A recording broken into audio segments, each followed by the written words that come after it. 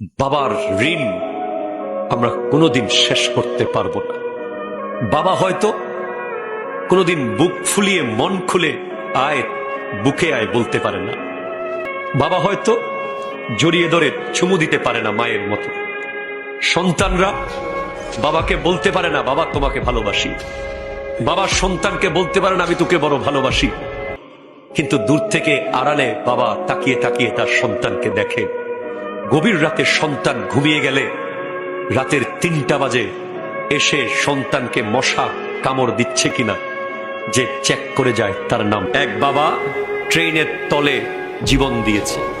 এমন দৃশ্য আল্লাহ আমাদেরকে না দেখাক, আমিন বলেন।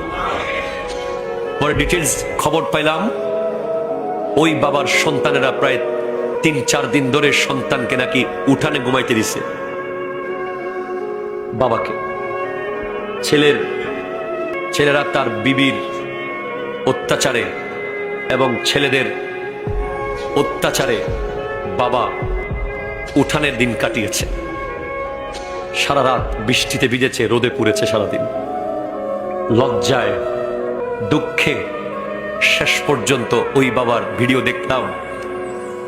অনেক আগে থেকে ট্রেনের লাইনে শুয়ে যান নাই, যদি ট্রেন ব্রেক করে ফেলে সেজন্য।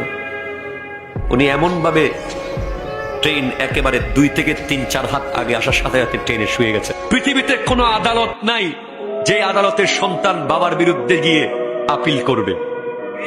ঠিক কিনা কথা বলেন? পৃথিবীতে কোনো আদালত নাই যেই আদালতের সন্তান মায়ের বিরুদ্ধে গিয়ে বিচার দেবে। নাই কোনো আদালত। বাপ আর মা যদি ভুলেও বদদোয়া দেয়, তুমি দোষ করো নাই, এর পরেও যদি বদদোয়া করে, বদদোয়া লেগে যাবে। এজন্য বহুত সাবধানে চলতে হবে, বহুত সাবধানে চলতে হবে। মনে রাখো, 1 কোটি বিবি এক পাল্লায় দিলে মায়ের কদম থেকে ঝরে পড়া ধুলার সমান হবে না।